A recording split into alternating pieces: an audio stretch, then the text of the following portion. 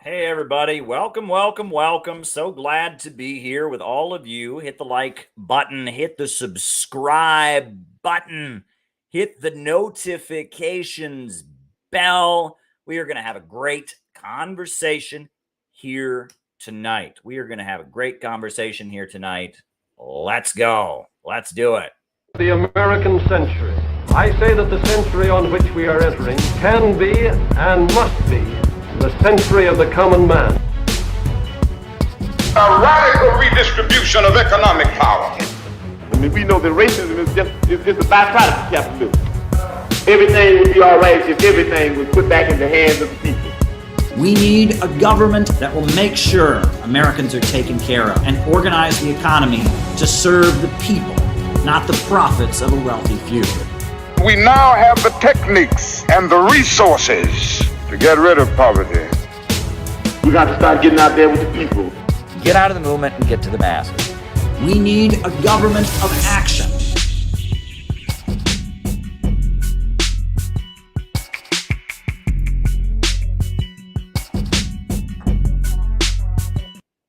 Welcome, welcome, welcome, everybody. So glad to be here with all of you. Yeah, it is Sunday evening. It is July 30th. I am here in my lovely Brooklyn apartment. I'm a little further away from the bookshelf than I normally am. My wife tells me I ought to do the streams this way. She likes it when I'm further back. I like it when I'm not as far back. But yeah, there we go. There we go. So the way these streams tend to work is I give my opening remarks, which is what I'm doing right now. I tell you what I've got to talk about, what's on my mind. Then from there, we do the roll call. And then after that, I answer your super chat questions or Rumble rant questions or Rockfin tip questions for the rest of the night. That's how it works. So during the opening remarks, I'm writing the questions down as they come in. So if there's something that you would like me to talk about in the second half of our program, what I need you to do is go ahead and send me a super chat and I will write the question down. Go ahead and send me a Rumble rant and I can write it down. Or go ahead and send me a Rockfin tip and I will write it down. We're on all three platforms simultaneously right now. And that's the way it works. I was given a Rumble rant last night by someone to remind you that Rumble rants are much more economically productive. You get a lot more bang for your buck when it comes to Rumble rants. So Rumble rant is probably the optimal way of asking a question, but you can ask it via super chat. You can ask me via the tips on Rockfin. Your questions can come in one way or another way, high, low, left, right, forward, backwards, as long as you're sending a donation to go with your question in the form of a super chat or in the form of a Rumble rant or in the form of a tip. I will do my best to give you an answer. Very, very rarely there is a question that comes through that I have to ignore, right? This is a great question. Thoughts on the coup in Niger? Very good question. And I'm putting it down. I'm putting you on the list, Timoshenko. I am putting you on the list.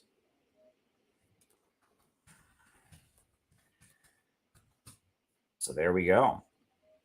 There we go. And you're on the list, Timoshenko. And that's our first super chat for the night. So there we go. And, that's the way we do things on here is that we generally give Rumble rants, super chats, etc. Etc. So that's the way we do it. So a couple things to get off my chest,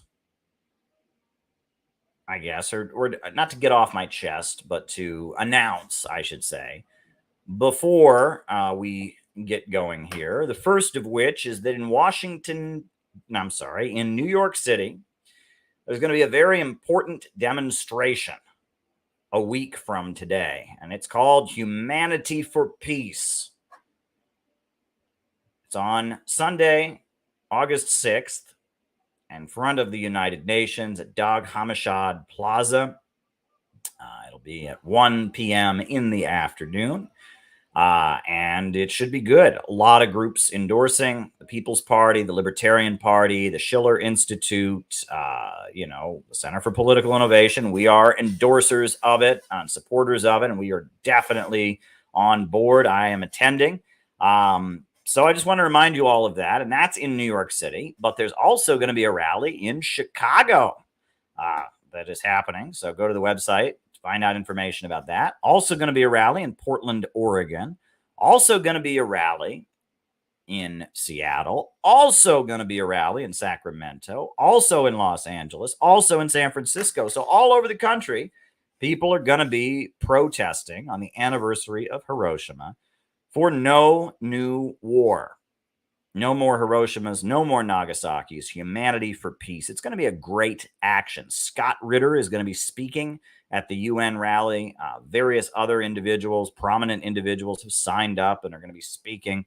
It's turning into quite a little gathering. We're expecting hundreds of people, maybe thousands, to be there for this peace rally at the United Nations. And I think it's going to be spectacular. So I look forward to seeing you there.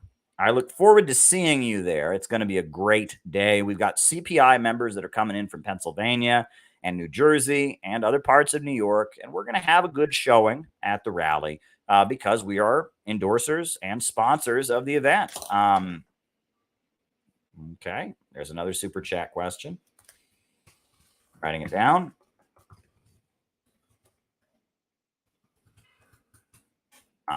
Writing it down as always, much appreciated.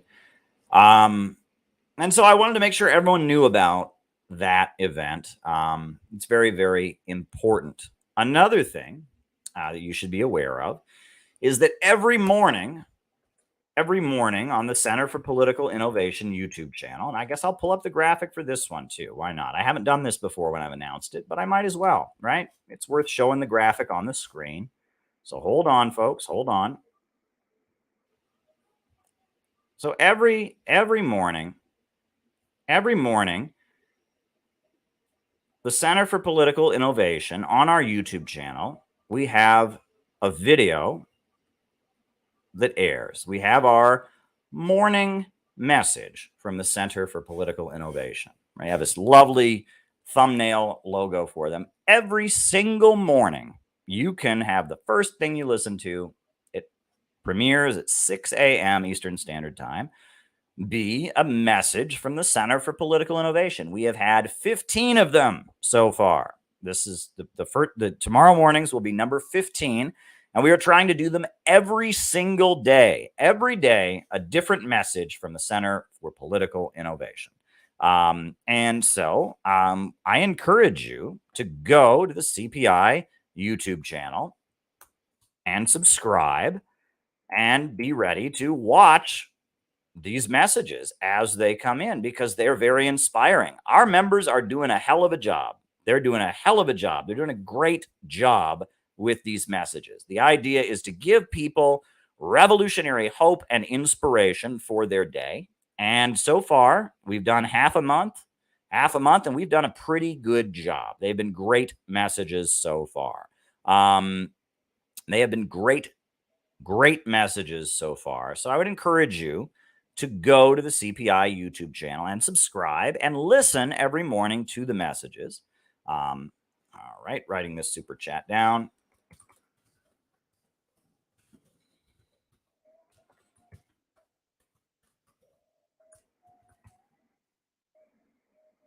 And writing the super chat down. And I would also encourage you, if you are a member of the Center for Political Innovation, make a message. Make a message because we have to do one every single day. And I can't do them all. I've only done one so far. And we got one airing tomorrow. But if I don't get another one from another member, I might have to do it. So we want different members to step up to the plate and make them. So if you are a CPI member and you haven't made one yet, go ahead and make one. If you're not a CPI member, but you like what we're doing and you want to make a nice message, go ahead and make one. Go ahead and make one, and I'll take a look at it. And if it's to my liking or our liking, we will put it up.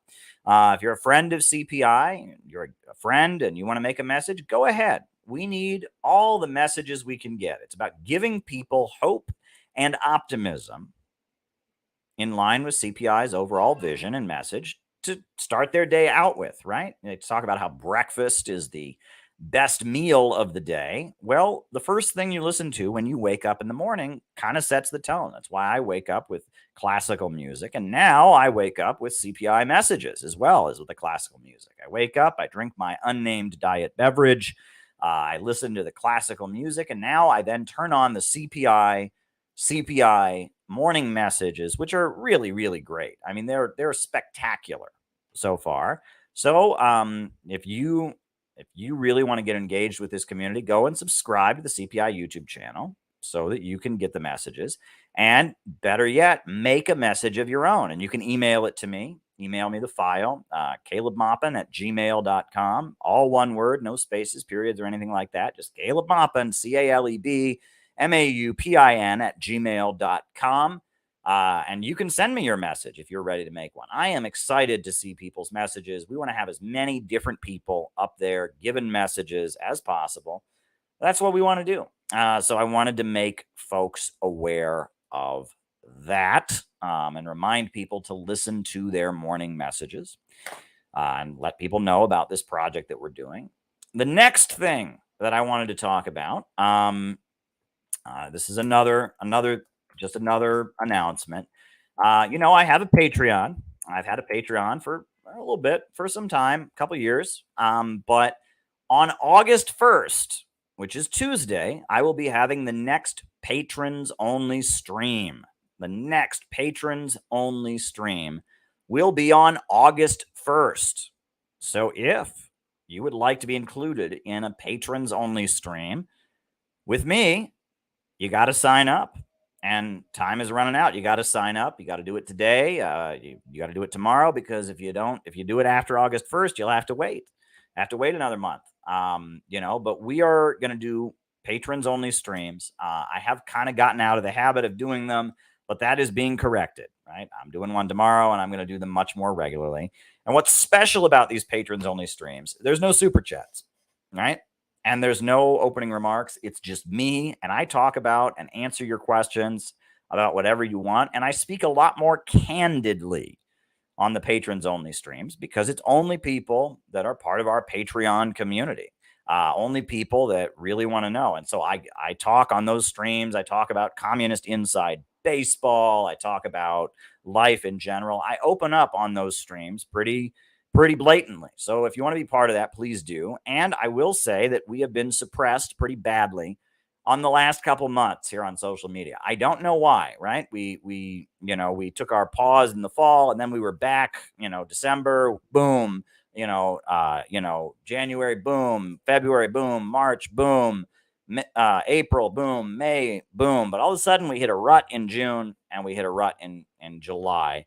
So, I don't know why, but I'd really like to rebuild my Patreon. My income has significantly decreased as a result of this sudden drop. We did just put on a couple big CPI events, which have not been cheap. The New York City event actually it cost a lot more than we planned. We went way over budget for the New York City event. And so if you can join the Patreon and help me out, help make life easier for me and my wife, that would be fine. No obligation, obviously. And, I'm not telling you I'm unemployed or anything like that. I do have a job. I'm a news reporter and stuff. But if you'd like to support this community and the work that I'm doing, by all means, joining my Patreon would be a great way, and you get to be involved in patrons only streams, and maybe people in the Patreon community can suggest other kinds of special access they could get, right? Because I want there to be perks for being a member of the Patreon community. I want you to get perks. I want you to be supported. So there's that. I wanted to mention that. And those are all the three things I wanted to mention before I get to my opening remarks for tonight. So now I'm going to get into my opening remarks for tonight. I've got 3 super chats already, and yeah, we're going to get right into it. Folks, maybe it's just the summer heat that's getting to me, but there are things that kind of annoy me about discourse. There are things that grind my gears, that get under my skin, that annoy me on some level. And despite the fact that I'm on here trying to urge people to have a positive attitude, and despite the fact that, we don't want to be spewing negativity, I will tread cautiously as I talk to you about some things that grind my gears. And this first one is a great example of things that grind my gears, or as Samuel is saying, things that get Caleb's goat, that get my goat. Bad. These are bad things. Bad. They get my goat. Anyway, is that a dad joke? I don't know. Anyway, but one of the things that grinds my gears is that we're not allowed to talk about George Soros. All right, this is a video that was posted today on Twitter by the Party of Communists. This is George Soros. My first major effort, my first one was in South Africa, but afterwards Eastern Europe, when the Soviet Union, the Soviet Empire collapsed. This is actual video of George Soros. As the empire collapsed, I moved in and picked up the pieces.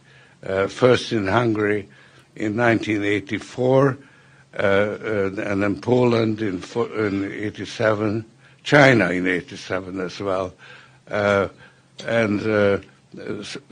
So this is how the Soros Empire was replacing the Soviet Empire. He's telling all of this, right? This is not someone saying this about George Soros. This is actual footage of George Soros talking about how he was involved in the overthrow of communism in Eastern Europe, how he, started setting up a financial empire. And how do you think you're doing in your imperial ambitions? Well, as you can see, you take Russia, which is actually where I'm most involved currently, and it's a replay, but of what we went through at the time of the collapse of the Soviet Union. But unfortunately, the big difference is that then you had a moribund Soviet Union, and you had an emerging European Union. It was the height of the European Union, of the integration. And now you have the reverse. You have a resurgent Russia, and unfortunately, a disintegrating European Union. And that's a very sad development. But I think the foundation has made. So that's George Soros. That's actual video of George Soros. Now, why am I not allowed to talk about that? George Soros is a billionaire from Hungary who started bankrolling dissident movements in Eastern Europe that led to the overthrow of various Marxist-Leninist governments. And he then financially benefited from that by manipulating currencies and making lots of money for himself. This is a historical fact. You just heard him talking about it He brags about it on his website. And Naomi Klein talks about it in her book, The Shock Doctrine. Philip Thayer talks about it in his book, Europe Since 1989. Both those books are right behind me. Like, these are facts. And if you're a communist, you should hate George Soros because he overthrew various communist governments and brought in neoliberalism, free market economic reforms that destroyed the lives of working people. Pretty straightforward. However, if you ever mention George Soros, you ever mention the color revolution apparatus through which the United States destabilizes and overthrows governments, you will get a response that is, oh, that's anti-Semitic, or oh, that's right-wing. And it's not. It's called fact. And during the Obama administration, there was a rise among Republicans, Glenn Beck, Bill O'Reilly, talking about George Soros and how he funded a lot of liberal activism, which he still does.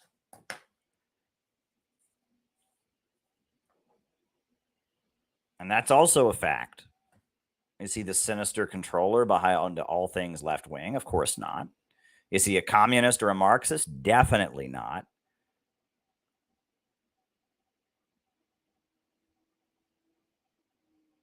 But if you mention George Soros, their response to you now is they say, oh, that sounds like what the right wing says. Well, maybe it does. But is it true or is it not true? And they say, that sounds right wing. Well, again, is this true? Or is it not true?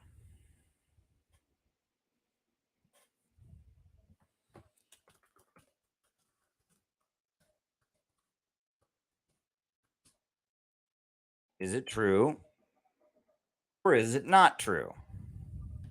That's the question. Is it true or is it not true? And whether it sounds like it's right wing or not does not change whether or not it's true. And communists who bring it up are not making the same point that Glenn Beck is making, or Bill O'Reilly was making, or any of the right-wing critics of George Soros are making. They're not calling him a communist. They're saying the opposite, that he was involved in overthrowing various communist governments.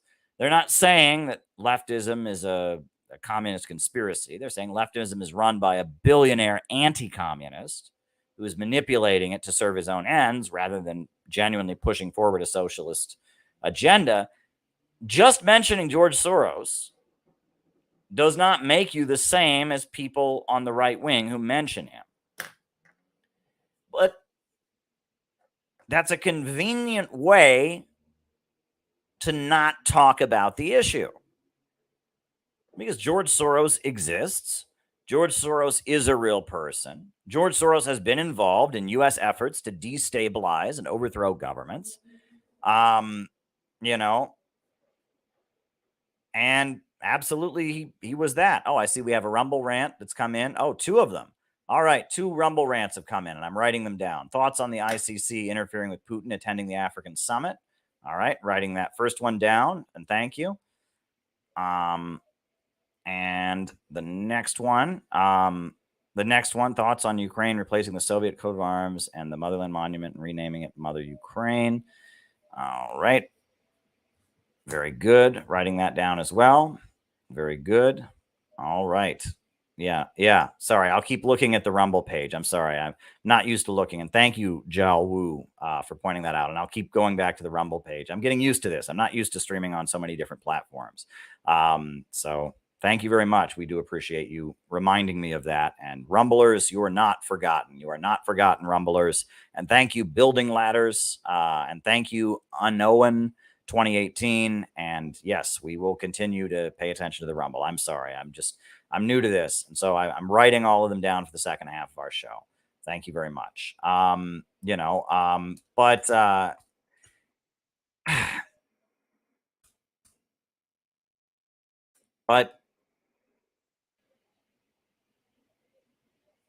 George Soros, just mentioning his name, is not the same political point that right-wingers are making. And it's certainly not anti-Semitic to just mention the name of a real person who really exists who happens to be Jewish. And the way that there's this canned response whenever you bring him up, this is a way to shut down thought because it's not a real argument. If I come forward and I say George Soros did something, it is your job, if you're arguing against me, to say he did it or he didn't do it, not to go, ooh, you sound like a right-winger. Ooh, you sound like Glenn Beck. Right? Your job is to actually debunk what I said. But if you just bait me, well, that sounds like what somebody would say, then that's a way to just prevent any investigation, any thought from having to take place. You just appeal to people's biases. And this is exactly what the neoconservatives used to do. Right? If you used to watch Bill O'Reilly, if you used to watch Bush supporters, Sean Hannity, others, the way they would do it is if anyone brought up anything critical, of the U.S. invasion of Iraq, they'd say, you sound like the far left. Oh, you sound like Michael Moore. You sound like Fidel Castro. Maybe they do. But are they right or wrong? Are they right or wrong?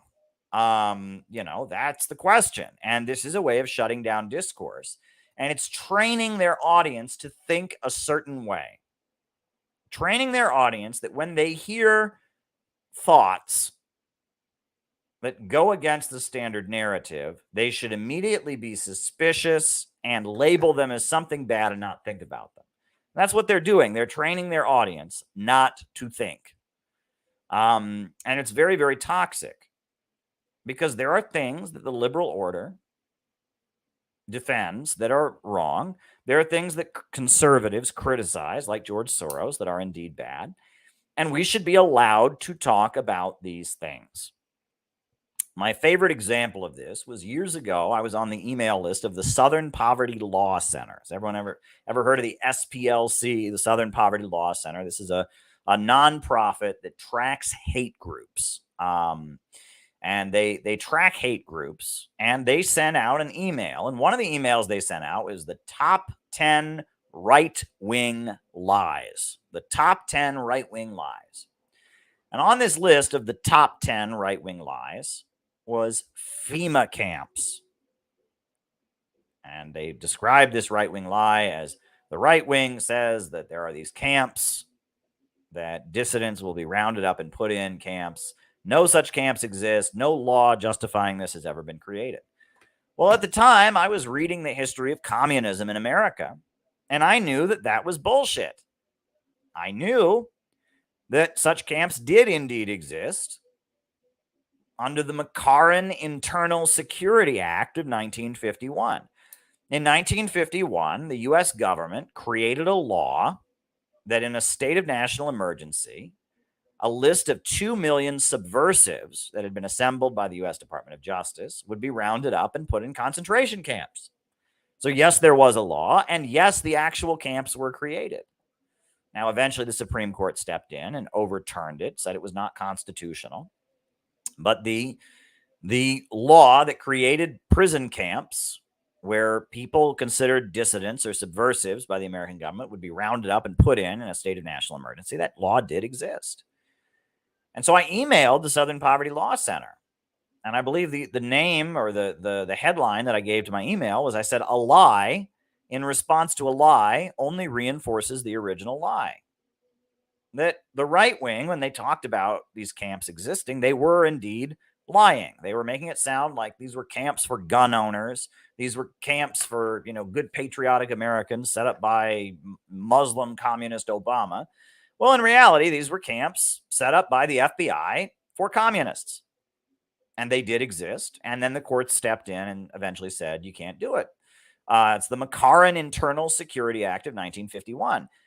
So when the Southern Poverty Law Center sends out an email and says no such law ever existed, All someone has to do is find out that the McCarran Internal Security Act of 1951 existed, and then they're going to say, Alex Jones was right. You're lying.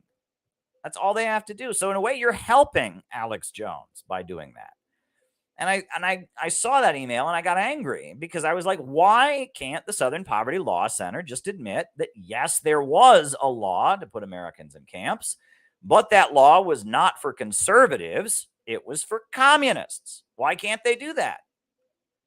Why can't they just acknowledge that during the McCarthy period, a horrendous law was created to put Americans in prison camps, that law existed, and that was a stain on our history, and that shows how bad right-wing anti-communism and fascism are. Why couldn't they do that? Well, they don't want to, acknowledge, they don't want to give credibility to communists, they don't want to blah, blah, blah. And it's like, when liberals start doing stuff like this, when they start denying facts to defend the liberal order, that's when they show how dangerous they can be. I mean, it wasn't just the McCarran Internal Security Act of 1951, right? We also know that there was Japanese internment. They rounded up all the Japanese Americans during World War II, put them in camps, eventually even paid them reparation money for doing so. Why not? Why can't they talk about Japanese internment? In fact, and on top of that, Michelle Malkin, who was at that time a popular commentator on Fox News, even wrote a book defending Japanese internment. Why couldn't they talk about that? If you just say no such camps ever existed, this is crazy right-wing conspiracy stuff, you're not actually answering the question. Just like when you point at George Soros and you say, oh, George Soros isn't real, that's right-wing. All anyone has to do is go look up. All anyone has to do is go look up the fact that George Soros existed. Simply read. All they have to do is go look up that George Soros existed. And I'm looking at the Rumble too. And once they see that he actually existed, once they see that George Soros indeed actually existed, they're going to believe Alex Jones. They're going to believe these people. And that this is a thing I noticed liberals doing during the Obama years. And it increasingly got me angry at the liberals because they were doing exactly what the neocons do. Not arguing against what people were saying, simply baiting people, and in doing so, shutting down bigger conversations. Why can't we have a conversation about who George Soros is, how he's not a communist, he's an anti-communist, and he's a liberal anti-communist who, yes, funds American liberal activist groups, and yes, was involved in the staging the color revolutions, overthrowing socialism in Eastern Europe. Why can't we have a conversation about who George Soros really is and why the right wing is correct in saying that he exists, but wrong in characterizing him as a communist when he's an anti-communist? Why can't we have that conversation? Liberals don't want us to have that conversation, right? Liberals are kindergarten teachers. That's really cute, Johnny, that you know about George Soros and that you've done your reading. Okay, but at this school, we don't talk about racist things. And saying George Soros' name is a racist thing. So, Johnny, I think you need to go sit in the corner for a little bit and remember that we don't talk about racist things at this school. That's basically what they're doing, right? I mean, it is kindergarten teacher bullshit, right? And just like, the camps exist, actually they did exist. There was this law. Now, Johnny, we think that people who talk about these camps are bad people. Glenn Beck and Bill O'Reilly and Alex Jones are bad people. And now you're talking about the things the bad people talk about.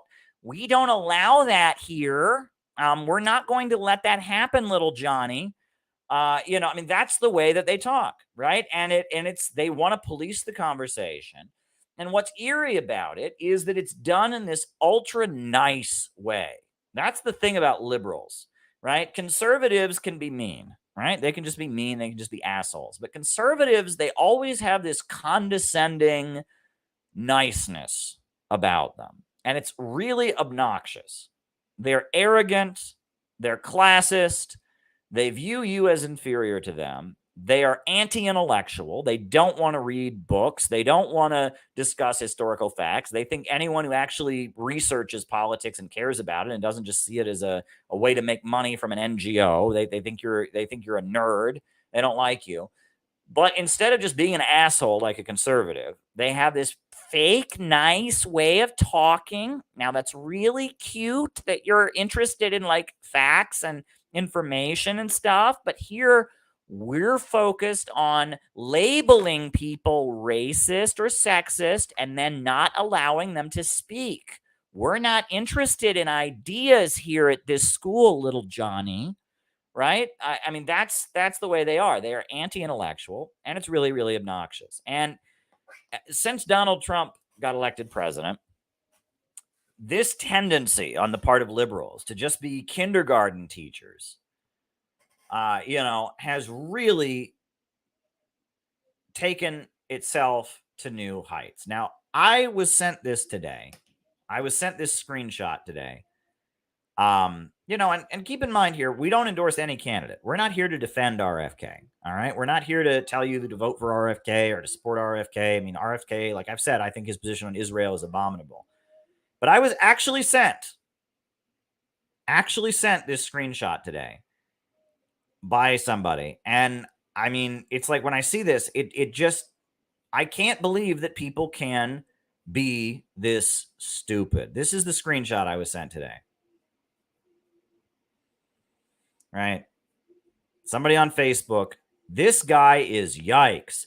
I've got criticisms of his father, but I know he's turning in his grave. And he's got a tweet from RFK. And it says, since the assassination of my father in 1968, candidates for president are provided Secret Service, but not me. Typical turnaround for pro forma protection requests for presidents, candidates in 14 days. After 88 days, no response, and several follow-ups by the campaign and the Biden administration. And that he's circled 14 days and after 88 days. And he thinks this is 1488, the neo-Nazi phrase, the neo-Nazi slogan. Now, for those of you who don't know, among neo-Nazis, 1488 is 88 is the eighth letter of the alphabet twice. That's Heil Hitler. And 14 refers to the 14 words, which is like a white supremacist mantra. And so this person circled JFK saying turnaround requests are 14 days and after 88 days, no response. And has circled this and is saying that is actually literally trying to tell us that based on this, Robert Kennedy is a Nazi. How do you get to be this stupid? How in the world do you get to be this stupid? Let me repeat. How in the world do people get to be this fucking stupid? This is not an argument against anything RFK has ever said or done. This is schizophrenia. That's what this is. This is schizophrenia. RFK is a huge supporter of Israel. He's kissing Israel's ass. He's not anti-Semitic. I mean, he's not. And this is the dumbest, one of the dumbest images I've actually seen. I mean, how are people this dumb? And you know who I blame for this? ContraPoints. ContraPoints started this. ContraPoints made her stupid video. I am not a fascist is exactly what a fascist would say. And all of a sudden, all these people that think they're socialists or communists or leftists learned they don't have to actually do any reading. Do they have to actually learn what fascism was? Read Fascism and Social Revolution by R. Palm Dutt. Do they have to actually read, and read the history of Germany and all that? No. They don't have to do any of that. No. They don't have to actually learn what fascism is. No. All they have to do is learn the secret code. I'm going to play a secret code game and find the secret fascist conspiracy. I know where the secret fascist code is, and I'm going to find out the secret Nazi hand sign, the secret Nazi code. I'm going to do it. And it's their excuse to be idiots, right? This is the dumbest thing I've ever seen.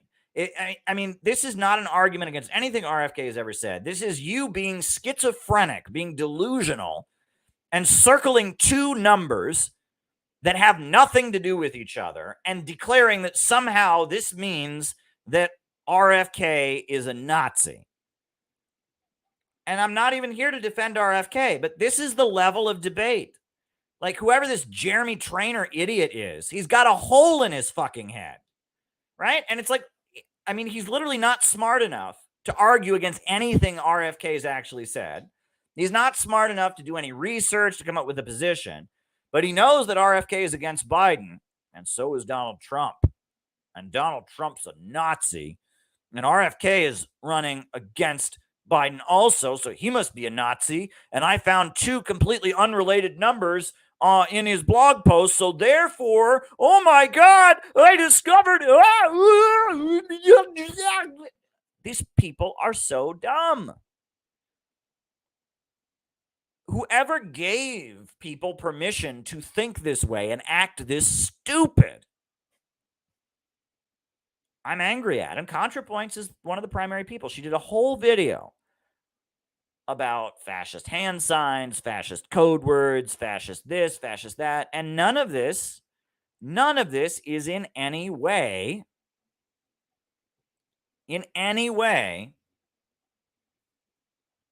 correct. Right? And it's obnoxious. It's really obnoxious to see people attack RFK based on nothing. If you don't like RFK, do some research. Learn what his positions are. Argue against him. But posts like this, where you just read an RFK post and circle two numbers and try to tell us this is a secret Nazi code, this is utter stupidity. This is utter idiocy. And I am on here. I do these streams because I want to encourage people to think. And this is not thinking. This is not politics. This is stupidity. This is just pure stupidity. Right? This is just plain idiotic stupidity. Right? And I am so tired of people who aren't smart enough to think using bullshit like this to attack people who are. Right? Because I can guarantee you, whoever Jeremy is, the average RFK supporter is 10 times smarter than he is. Because the people I know who support RFK make actual arguments about why they support RFK, whereas Jeremy Trainer does not make stupid actual arguments about why he doesn't support RFK. He just circles tweets in order to make he must be a secret Nazi. I found the code. No, you didn't find the code, right? Social media has created this atmosphere where the way people think they've accomplished something, and this is kind of related, it's a similar thing. They feel like the way they've accomplished something is they tell on somebody. They tattle on somebody. That's the way they've accomplished something. Somebody broke a rule, and then I'm going to tell on them, and then people are going to share my post and like me because I caught somebody breaking a rule. Right? That is what social media has turned a generation of young Americans into. It's turned a generation of young Americans into people who think that being effective in politics is being a little tattletale, right? You go through social media looking for somebody who broke a rule, and then you find someone who broke a rule and you tell everybody, oh, Susie broke the rule. She broke the rule. Oh my God. Oh my God. Oh my God, teacher, Susie broke the rule. I mean, and it's just like, no. Actual politics involves actually finding out what's going on, actually making arguments, actually defending positions, actually debunking other people's actual positions. But this hall monitor politics where, I mean, look, just throwing this out there. Obviously, this is not the case. But let's say, hypothetically speaking, what if this person was right?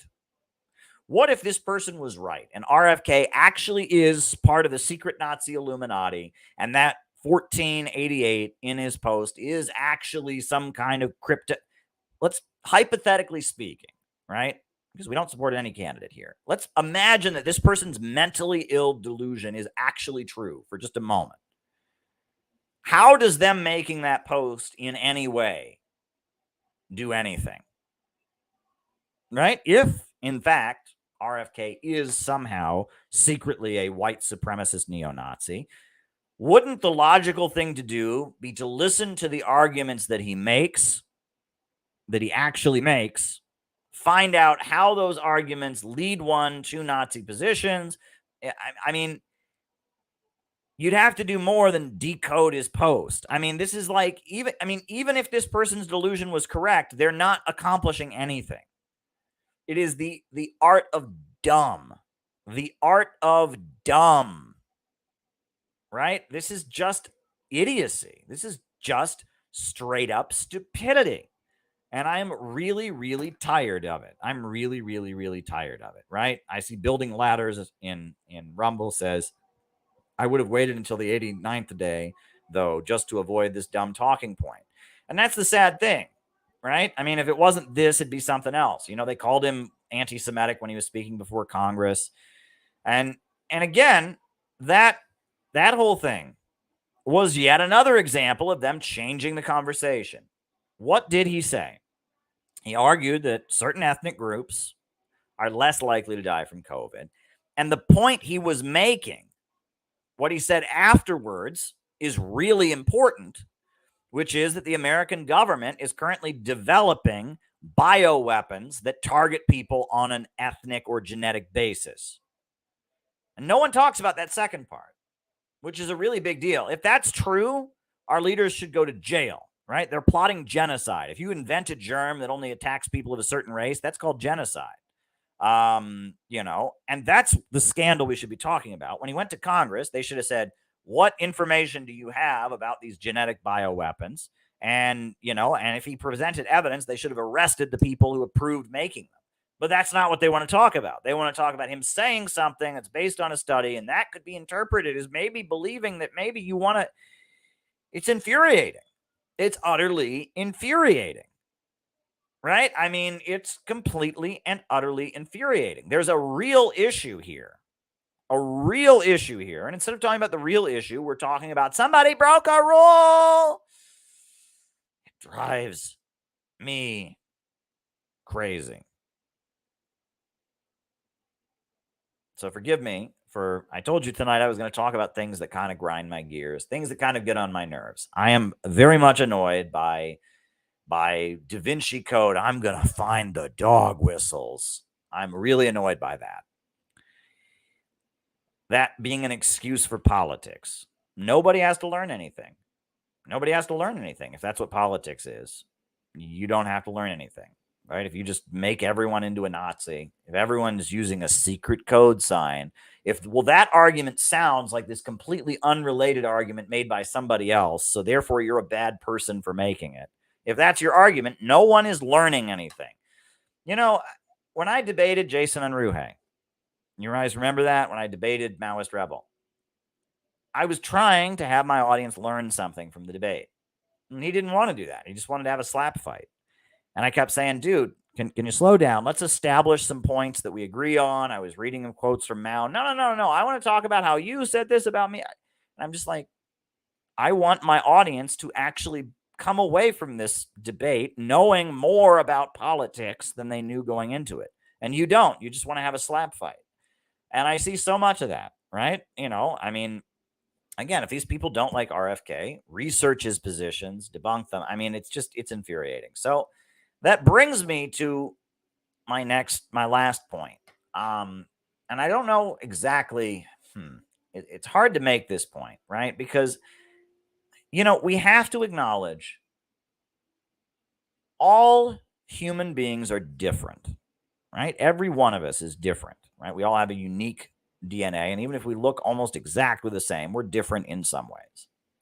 No one is exactly identical to anyone else. And that includes our minds, right? It doesn't just include our hair color, skin color, eye color, height, weight.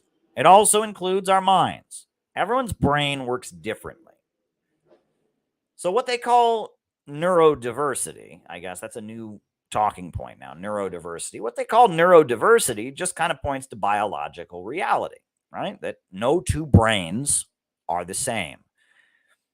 And that leads me to question certain things, right? And I know that there are a lot of people in this community who are watching right now who struggle with disabilities of some kind or struggle with neurodivergence of some kind, right? And what's interesting is, I have it is interesting. I'm an interesting guy, right? I got a big bookshelf behind me. I'm very focused, very, very focused on my political activities and all of that. And many places I've gone in my lifetime, people have said to me, you must be autistic. You must be on the autism spectrum. But there have been many other people who have said to me, no way in hell are you autistic, Caleb. You are not autistic in any way.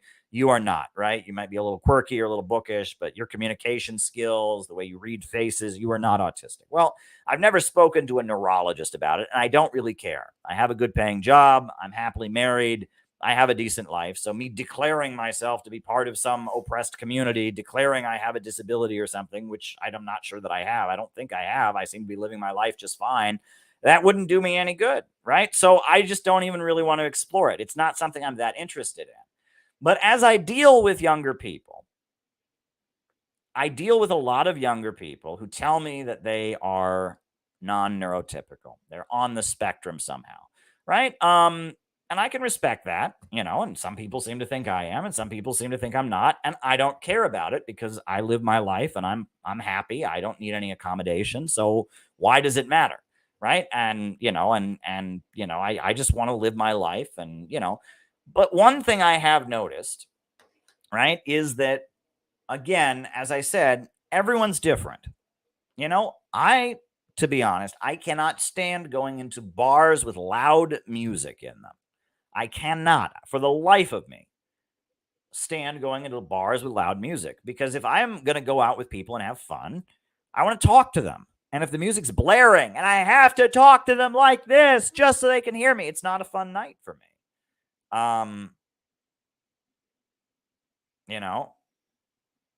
It's not a fun night for me, right?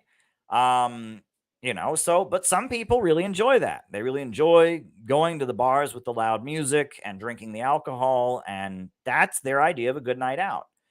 I don't think that is reflective of any neurological condition. I think some people like the bar with loud music atmosphere, and some people don't. That's what I think, right? And some people are really good at math. I am not. I am horrible at math. College math. I think I failed college math a couple times. High school math, I was barely getting by. Very bad at mathematics, right? Some people are very good at mathematics, right? Me, on the other hand, I'm very good at remembering information. I read, I could go over my skills or whatever, but I'm different than other people in some ways, and other people are different from me. We all have different brains. We all have different minds. However, one thing that I have learned over the years, right, and I've learned this, is that when something is difficult or unpleasant for you, sometimes you have to toughen yourself up. Now, I would not say that to someone who's severely disabled, right? That would be an awful, insensitive thing to say to someone who's disabled. Say to someone who has a real disability, oh, you can just get over it. You would never want to say that. That's an awful thing to say. But, I've often told the story many times of how I learned to sell newspapers, how the communist group that I was with when I was a teenager made me go out and sell newspapers. I know I was terrified of doing it. I was shy. I didn't want to walk up to people. It was scary, but they made me go out and sell newspapers. And I learned that I was good at selling newspapers. And pretty soon I had very high newspaper numbers, and I learned to do it, and I'm glad they made me do it. And what scares me, what perplexes me is, if when they said to me, you got to go out and sell this newspaper, and I was nervous and scared to do it, scared to walk up to people I don't know and try to sell them a newspaper about communism. I was the scariest thing in the world, but I had to get through it. But if I feel like nowadays, I would have just said, oh, I have social anxiety. I can't do that. And the people I was with would have been leftists, and they would have said, oh, he has social anxiety. He can't do that. And I never would have grown. Part of growing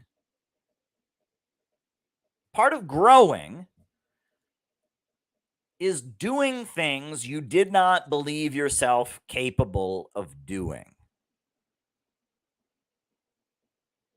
That's part of growing. Part of growing is getting out of your comfort zone. Part of growing is doing things that you don't like and you really don't like doing and getting used to it after a while. That's part of growing, right? I mean, and what I hear in a lot of this neurodiversity rhetoric is not people saying, I need some help to learn how to not be shy, or I need some help to learn how to deal with loud noises, or I don't hear any of that. What I hear is people being told at a very young age, when they're not at the height of their development, when they're not being told you can't. And then they get this as a label, like the mental health industry or their parents say to them, oh, you can't. And congratulations, you can't. And then for the rest of their life, they walk around, I can't. Well, I can't. I have blah, blah, blah. I can't. And maybe you can. It's just harder for you. Right? Maybe you'll be able to eventually, but it's more difficult for you. You know, I could do math. I bet if you locked me in a room with a math teacher for a year, I would come out being able to do math okay. I just have no desire to do that, and I have no need for that, you know? And math is more difficult for me than other people, but I can do math, right? I know my numbers. I know my multiplication tables. I can add and subtract and multiply and divide and do all of that. I'm just not very good at math, right? But if you know, if I was struggling with math and then they told me immediately, you are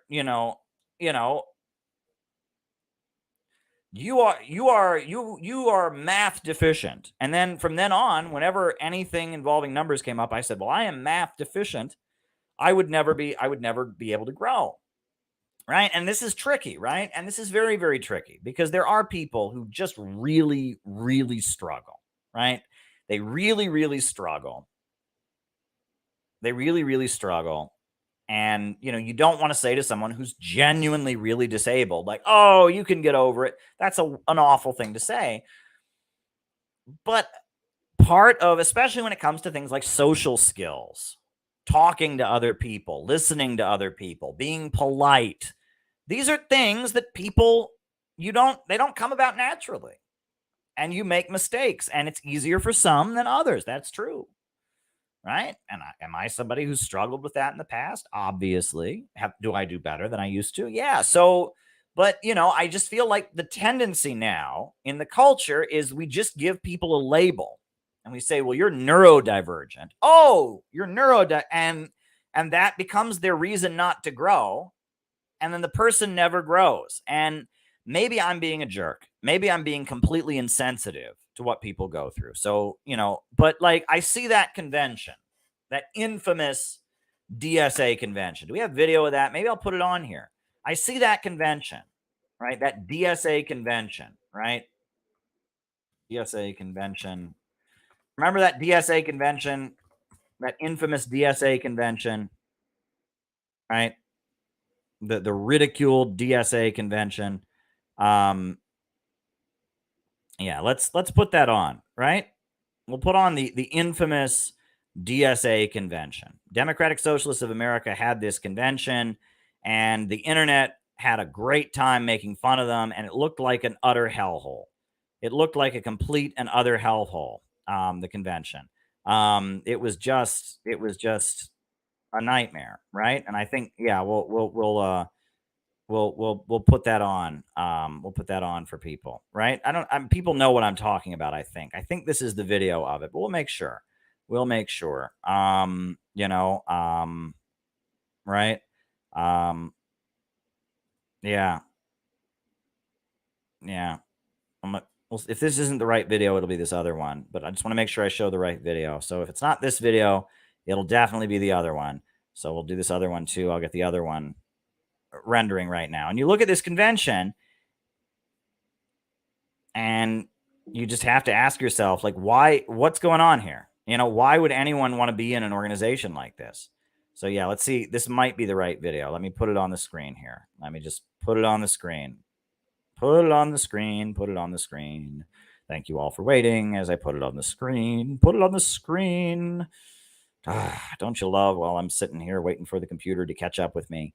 Oh my goodness. Oh my goodness. But anyway, this was the convention. This was, I think this is the right video of the convention. But so let's see if this is the right video. Right. So there we go. Yeah, this is the one, I think. Quick point of privilege. Quick point of personal privilege. Yes. Guys, first of all, James Jackson, Sacramento, he, him.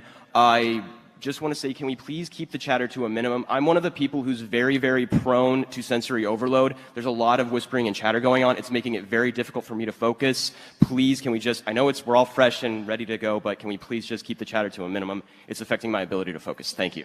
Thank you, comrade. Okay, is there a speaker against name, chapter, pronoun? Point of personal privilege. Yes.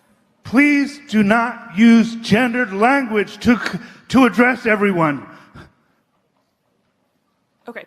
Quick point of privilege once again. Quick point of privilege once again.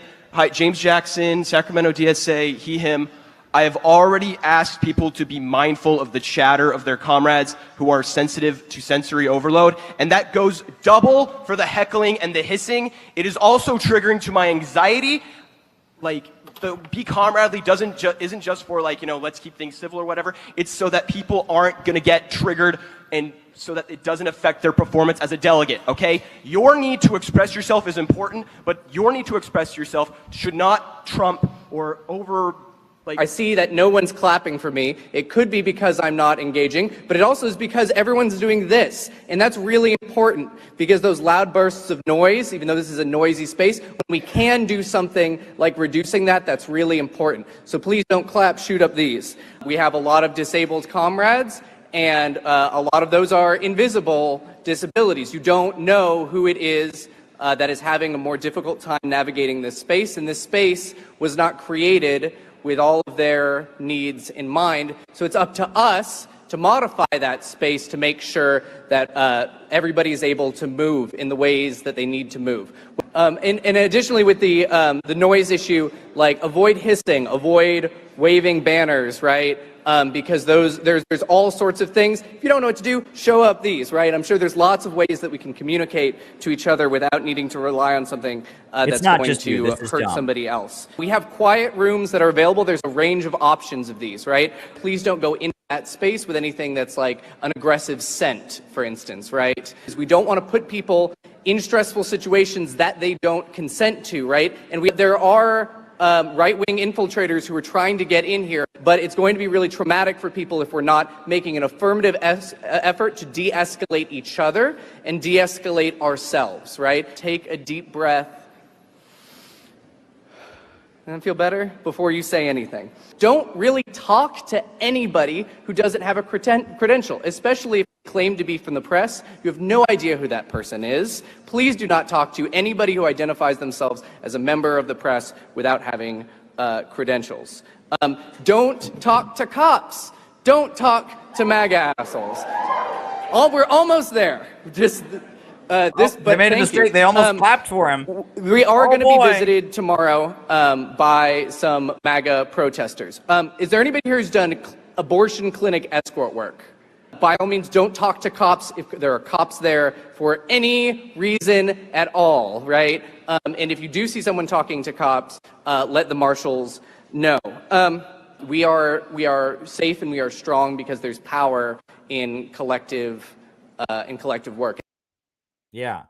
Yeah, that was the video I was talking about. Now, someone in the chat says that this was fake. I'm curious how it was fake. I mean, I understand that was a real convention. If you have any evidence that this was like staged, did Donald Trump hire actors? No, I'm sorry. As someone who's been a leftist for a long time, that was totally real. And I hate that, right? And I mean, if I'm going to do a convention, if I'm going to have a leftist conference, people are going to applaud at the conference. And if that stresses somebody out, either they don't belong there, or maybe after they've been through it a little bit, they can get used to it, right? And I just, there becomes this atmosphere where, people just, I don't know, there's an element of like, sometimes you have to bite the bullet, right? Now, I don't apply that to someone who's very, very disabled, but like, I refuse to accept that. I refuse to accept an atmosphere like that. I refuse to accept an atmosphere like that. At CPI events, people are going to clap. People are going to chant. There's going to be music. There's going to be applause. There's going to be people using gendered pronouns like he and she and her and him. I mean, this is stupid shit, and it's obnoxious. And the sad thing about all of it is it weakens people. They say this is empowering people, but it's not, right? It's telling people you can't. You can't. You need to be accommodated. Yeah, and it's, look, sometimes in order to reveal to people their own strength, you need to put them in situations they're uncomfortable with. Sometimes, in order for people to realize what they're capable of, they have to be made to try and do things they don't think they can do. And that's the beauty of collectivism, is a group is there to pull the best out of you, to create an atmosphere where people are all celebrating each other and pushing each other to do their best, pushing each other to do harder, to go harder. That is the beauty of collectivism. An organization, other people help you to be better than you would be by yourself. They empower you. They enable you to find your strength. They enable you to learn what you're capable of doing. Like, that's part of being in an organization. And when I see that, what I see is weakness and atomization. That's what I see there. And when I deal with younger people now, I see a lot of that. I see a lot of younger people who've been sold a bill of goods and told, well, you can't do this, you can't do that, you can't do this, you need this, you need that, you need this medication, you need this, you need that, you need, and they don't. Now, some people do, right? And I'm not a doctor, and I don't know who needs it and who doesn't. Please don't interpret anything I've said here as medical advice. I'm just talking off the top of my head and taking the risk of offending a lot of people. There's probably people fuming as they watch this, but part of the mental health industry is supposed to be enabling people who have difficulty doing what they need to do it, not helping people to understand they can't do things and they need more accommodation. And that we have taken a very negative turn in our society, and that part of the tattletale culture, part of the pronoun police, part of the don't clap because it's triggering, part of the I'm going to secretly decode RFK's post to find the secret numbers that prove he's a Nazi. Part of that, this is all a symptom of, again, we're back in that, it's like, I don't know, we're in this we're faced with a very evil group of social engineers that are ruling over us. And what's evil about them is that they don't play by the conventional rules of the universe. When it really gets down to it, they're sociopaths, right? I think of this classic example, right? Classic example. Remember 1968? Dr. Martin Luther King Jr. had just been assassinated. The whole country went up in flames. African Americans, rising up against that. Anger. The Black Panther Party is rising in popularity, and we know Huey Newton was on death row. There was a shootout with the police, and Huey Newton was accused of having killed a police officer, facing the death penalty. But he was released. And we know why he was released. Huey Newton was released because if they had executed Huey Newton, they'd executed the leader of the Black Panthers in that atmosphere, there would have been a much wider social explosion. However, you can be sure that there's lots of police, lots of street cops, lots of racist street cops who are furious. They thought, oh, he killed one of ours. How dare they let him go, But the liberal bourgeoisie doesn't think that way, right? The cops are thinking, we're going to kill one of them. Yeah, they killed one of us. We're going to kill one of them. They have this vengeful, they have a vengeful side, a cruel, vengeful, sadistic side. And that's awful and that's evil. But there's another section of the ruling class that they don't have a cruel, vengeful, sadistic side. They have a cold, calculating, manipulative side. And that is who we're dealing with right now. That's who we're dealing with. That's who runs the Joe Biden White House. The Republicans, Donald Trump is up there. We're going to make America great again. Peace through superior firepower, right? Peace through strength. Yeah, we're going to look strong, right? And all the traditional, normally emotional, ultra masculine males in the military, they like that. Yeah, make America strong. That was part of Ronald Reagan's appeal too. We're going to look strong. But Joe Biden, you can be sure that he and Kamala Harris are sitting in the back room and they're thinking, how can we launch World War III? How can we overthrow the Russian government? How can we weaken and isolate China? Maybe start a war with China too. How can we get away with it? And they're sitting there and they're saying, all right, Joe, fall down the stairs. Fall down the stairs. Yeah, let's let Joe Biden fall down the stairs. Let's have him trip and fall down the stairs. No one's going to think America's a big, scary country if Joe Biden trips and falls down the stairs. Right. Exactly. And, they say, and while we're escalating the war with Russia and sending all kinds of weapons to Nazis in Ukraine, and we're manipulating the situation in order to prolong this war and keep the killing going. Why don't we have Joe Biden? Why don't we have Joe Biden get up there and forget where he is? And no one will. I mean, it's evil, right? And it's like, and rather than reacting with normal human emotions to situations, right? Rather than being angry and vengeful, and they have these maniacal sociopaths who sit there and go, how can we manipulate these situations? How can we look like we're doing the opposite of what we're doing? How can we, and that is who is running. And when they talk about, that's Black Agenda Report, they talk about the more effective evil rather than the lesser of two evils. That's what we're dealing with right now. We're dealing with the more effective evil.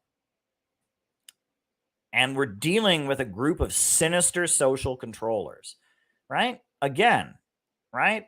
If RFK were running against George W. Bush, the conservatives, they'd be just like, RFK is sympathetic. He wants to get along better with Russia.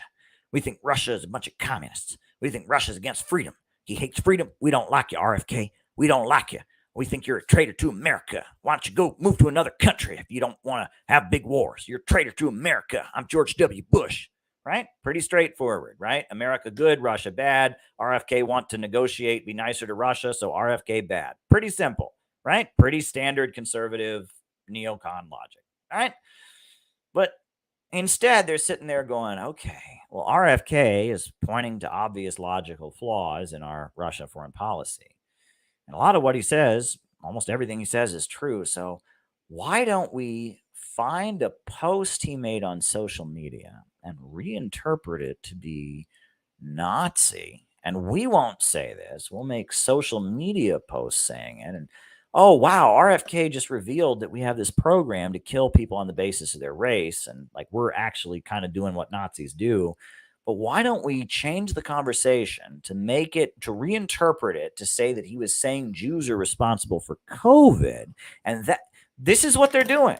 And it's because they don't have normal emotions. They're not thinking like normal, healthy human beings. Right? They're sitting there in the back room thinking, how can we not be honest about what we believe? How can we not fight for our actual positions?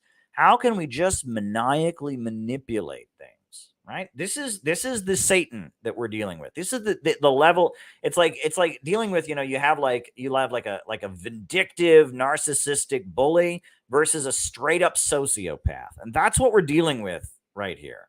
Right? We're dealing with straight up sociopaths who don't have normal emotions and are very good at manipulating everything. They view every social interaction like it's a puzzle. It's a puzzle. How do I pretend to have the right emotions and say the right things to get what I want? They don't have genuine feelings. They don't have genuine emotions. They're not genuinely responding to what you say. No. They're sitting there going, okay, what response can I give that will manipulate the situation in order to do what I want, right? That's what we're dealing with here, right? That is what we are dealing with at this point. We are dealing with a group of sociopaths who are sitting there, right? We're going to have Joe Biden fall down the stairs. Yeah, he'll fall down the stairs. No one will think America's a big, scary country if he falls down the stairs, right? I mean, it is utterly maniacal what we're dealing with here, right? And so when I do that kindergarten teacher impression, I honestly find that kindergarten teacher fascism to be scarier. Right? You think of some like big, evil, authoritarian dictator. We are sending you to the firing squad because you are going against our regime. Right? That's scary. Sure. What's even more scary, it's like, so class. Now, little Johnny here, you'll notice he's not in class today. And that's because we noticed that Johnny was always asking too many questions about U.S. foreign policy. And that's probably because Johnny has some kind of mental health condition, because clearly everyone knows this country is a bastion of freedom. So we decided to send little Johnny away. We found a nice little farm upstate where Johnny will be able to run around in the woods, and Johnny is so happy. So, we're going to miss little Johnny and all his questions about why the USA has to have a war with Russia. But, and we certainly hope there's no one else here in the class who has questions like Johnny, or they might have to join him. We don't want to be like Johnny, do we? We wouldn't want to send anyone else away now, would we, class? No, we wouldn't. We wouldn't now, would we? That's what we're dealing with. That's what we're dealing with at this point, right? We are dealing with maniacal, manipulative, evil people. That they're not honest with themselves. And that's the scary thing, right? Donald Trump, peace through superior firepower, peace through strength, MAGA, he's being honest with himself. But these sociopaths in the back room, the people manipulating Kamala Harris, who know how to push Kamala Harris's buttons, right? The people who know how to push Biden's buttons, they are lying to themselves, right? They know that they're lying. They know they're not being genuine and honest, and they don't care. And that is what is disturbing about all of this, right? That's what's really disturbing about this whole situation, right? I mean, if you read what happened in the Obama White House, Obama, to his credit, right? I'm not a huge fan of Obama, but to his credit, Barack Obama did not want to send cruise missiles to Libya. He didn't. He didn't want to go down as a regime change president. So Samantha Power and Cass Sunstein and Ben Rhodes worked on Barack Obama for 3 days. And they told him that Gaddafi said he was going to go house to house when he retook Benghazi. Right? He was going to go house to house.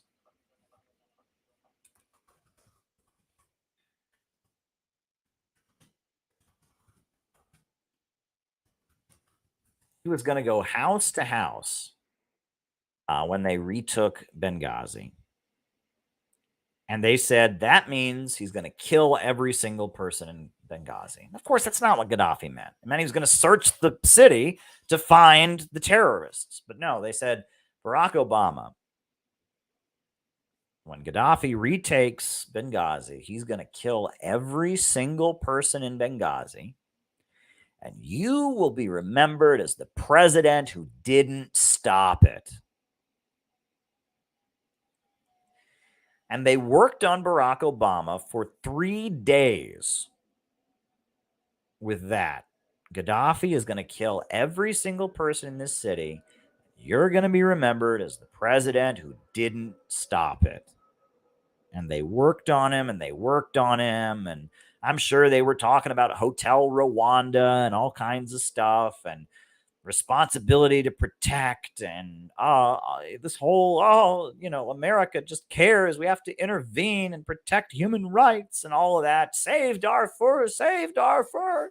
They were working on Barack Obama. And finally, Barack Obama relented and bombed Libya. And the result of that is the country in Africa that had the highest life expectancy on the continent, a socialist government that had built Libya up from nothing, has been bombed and destroyed.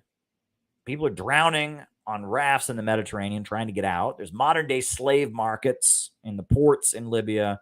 There's 2 rival factions battling each other for power. It's a mess. Part of the chunks of the country don't even have electricity at this point.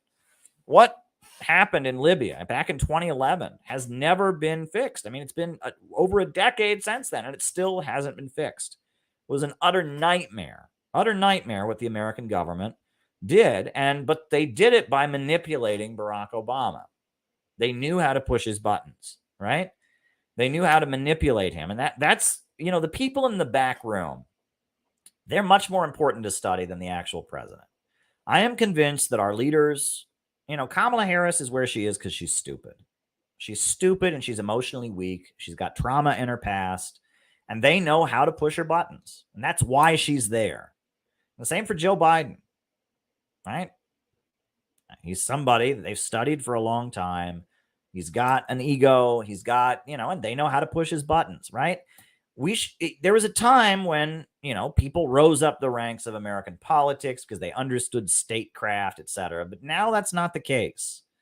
Now they find people that they know are stupid, that they know are weak, that they know have big emotions, and they know how to push their buttons. They know how to push their buttons. They know how to manipulate them. They know how to get them to react. They know exactly how to program them, how to play them like a fiddle. And they get them in office and they surround them and they manage them. And they feed them world events and they feed them information in order to get them to do what they're doing. And the people in the back room, the Ben Rhodes, Samantha Power, Cass Sunstein, Anne Marie Slaughter, those people are far more important to understand than the actual presidents. When you got a computer, right? If you want to know what the computer is going to do, what's more important, the keyboard or the person doing the typing? Obviously, it's the person doing the typing. And our leaders, in a lot of cases, in many, many cases, our leaders are just the keyboard. And it's these people who we never get to vote for. And in many cases, we don't even get to know what their name is. In a lot of cases, we don't even know their names. Their names eventually trickle out. But in a lot of cases, we don't even know their names. But it's the people doing the typing, the programmers, the people doing the manipulation and the programming of our leaders. They are often quite sinister people. Read about who Samantha Power is, who Cass Sunstein is. These are quite sinister, evil people. But we never get to vote for them. We get to vote for the smiley front man. I will make America great again with hope and change, and we're going to move together forward. And, and we get to vote for Guy Smiley. We get to vote for the Hollywood smile who's going to, that's who we get to vote for. And then the people in the back room, the programmers, they're the ones that actually kind of set the tone for how we're ruled over. So these are just a few things I've been thinking about tonight. I try to spread optimism. I hope it wasn't too depressing. I was telling you about things that get on my nerves, and now I'm telling you about world leaders and stuff. But yeah, that's just kind of what's been on my mind tonight. Just wanted to do yet another live stream. So hit the like button, hit the subscribe button, hit the notifications bell. And now I will call you all out as I see you. Names and locations. And I'm going to make sure to call out the people on Rumble, right? Because Rumble is the new platform. I love Rumble. I'm on Rumble. So folks in Rumble, names and locations. I'm going to call out the people on the other platforms too, but I'm going to give a little bit of priority to Rumble because I like Rumble. So names and locations. Give me your name and location. I'll call you out as I see you. Names and locations. Who is with us tonight? We got names and locations. So I see Lisa Smith in Western PA. I see Jessica George. I see Western Pennsylvania. I see Auckland, New Zealand. Kiwi Corner is on Rumble. Welcome, Kiwi Corner. I see Molly McGuire in Orange County. Starcraft, fellow New Yorker. Jamie in St. Paul. Bendu from Delaware. American Autopsy. Shout out to you. It's been too long. Balthazar in Oakland. Maddie in California. We got Ryan in Kansas City. We got David Rennie in Hamilton, Ontario. Briggy from Pennsylvania. Cape May. Sherry Spector. Sonus from Ireland. Grange over Sands, Cumbria. Zaire in Denmark. We got Mitchell Sparks in Pittsburgh. John Whitty in Houston. Gabby Hernandez in Chicago. Bob Troy in New York. Mohican is in the center of the universe. We got Craig in Chapala, Mexico. And we got Richard in Gland's Heaven. We got St. David's in Bermuda. Those are all on Rumble. Those are all on the Rumble. And who's on Rockfin? Anybody in the Rockfin? Nope. But that's on the Rumble. We got Lumpia Logic, Mindanao to Midwest. Jonathan Mahari in Stockholm, Sweden. Steve in Boston. GL in Bjorn's basement. Alex from Brazil. Karina in India by California. Wow. Jamie in Boise, Idaho. Jonathan Mahari in Stockholm, Sweden. Micah in Las Vegas. Welcome, Micah. Welcome. Jonathan in Los Angeles. Very good. Very, very, very good. Calling people out as I see them, right? We got some dude in Florida who calls himself an average American. How average are you? Mr. Average American dude in Florida? I bet if I Googled Florida man, you would come up. I'm just kidding. Right? We got Dr. Brian in New York City. Welcome, Dr. Brian. Glad you're with us. You're a doctor. Always good to have a doctor on set in case anyone gets injured. If anyone gets injured in the chat, go see Dr. Brian, right? If you get a chat injury. Kay in New Orleans. Welcome, Kay. Good to have you here. Welcome to all the folks in Rumble. I'll call you out as names and locations as well. I've called out a few of you already. We got Samuel GSI in Massachusetts. Welcome. This is great. I really enjoy this, right? So there's 150 people on YouTube. There is 29 people on Rumble. There are 2 people on Rockfin. That's the way the cookie crumbles, as they say. That's the way we like it. All right. So, all right, folks, hit the like button, hit the subscribe button, hit the notifications bell. Gonzalo Garcia from Argentina. Very, very good. Very, very good. Richard Glands in Heaven. Craig, Chapala, Mexico. St. David's, Bermuda. And Kiwi Corner in Auckland, New Zealand are all on Rumble. Yeah, we're rumbling, we're YouTubing, we're rockfinning. And now I'm going to start answering people's questions. But keep the questions rolling in, whatever platform you're on. Keep the questions rolling in. I'm going to start answering them now as we go. So let's do it.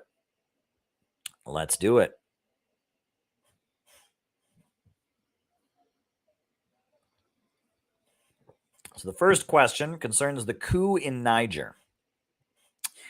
And it looks like the constitutional elected government of Niger has been overthrown. And that appears to be because the constitutional elected government of Niger is friendly to Russia. That's my understanding. And it appears that, the Russian government is calling for constitutional authority to be restored, and that, the people protesting against the military takeover of power are waving Russian flags. And it appears that because Russia had a relationship with these governments, that it was overthrown. That's what it appears to me. And yes, I got your question about Indiana, Lori. Don't worry, got your question. That's what it appears to me. Now, Russia is having its Russia Africa Expo. Great meeting, and Russia's supplying grain to all the African countries that didn't get their grain. It's supplying them with grain, free of charge, free delivery of the grain, right? And under this Black Sea grain deal that failed, most of the grain wasn't even going to Africa. It was going to Spain or other European Union countries. But yeah, it appears that that a pro-U.S. faction of the Nigerian military has violently overthrown the government. Obviously not the first time that's happened in the African continent, but, there is a big struggle in Africa because much of Africa is drifting into the pro-China, pro-Russia, anti-imperialist camp. I have been to Russia, the World Conference of Parliamentarians, the Yalta Economic Forum, the amount of African businessmen and African diplomats that are there. It's massive. And these folks represent big constituencies and they play an important role. And the United States is unhappy about Russia gaining influence around the world. The USA wants to isolate Russia, and they're unable to do so. And that's the most telling thing about all of this. Even though the NATO countries are all on board, even though Joe Biden's pulling out all the stops, the Saudis said, no, we're not going to isolate Russia. Israel is not isolating Russia. India is not isolating Russia. Brazil is not isolating Russia. The United States, they're saying, all right, the world must now cut off all ties with Russia. And the world's like, nah, we're not going to do that. Yeah, there you go. Will the higher stage of communism transcend time? My understanding, I will say, is that the laws of physics remain intact. Unless you're dealing with something spiritual or supernatural, the laws of physics remain intact. Time continues and space continues as normal. I am not a physicist, never claimed to be Stephen Hawking. I've never read his Brief History of Time. I'm not familiar with the work of Michio Kaku. But how would it transcend time, right? If you want to know about the higher stage of communism, the ultimate goal of a stateless, classless world, I will refer you to a book.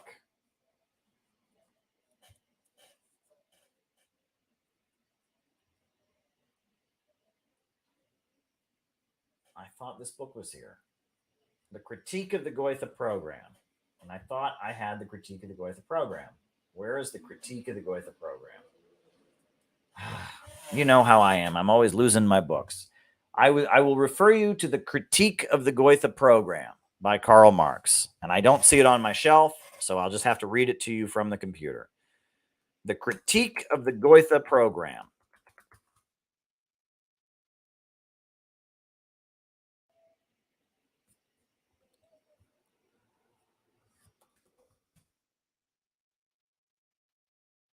Right? He's talking about the lower stage of communism. And he says, these defects are inevitable in the first phase of communist society, as it has just emerged from the prolonged birth pangs of capitalist society. Right can never be higher than the economic structure of society and its cultural development conditioned thereby. In the higher stage of communist society, after the enslaving subordination of the individual to the division of labor, and therewith the antithesis between mental and physical labor has vanished.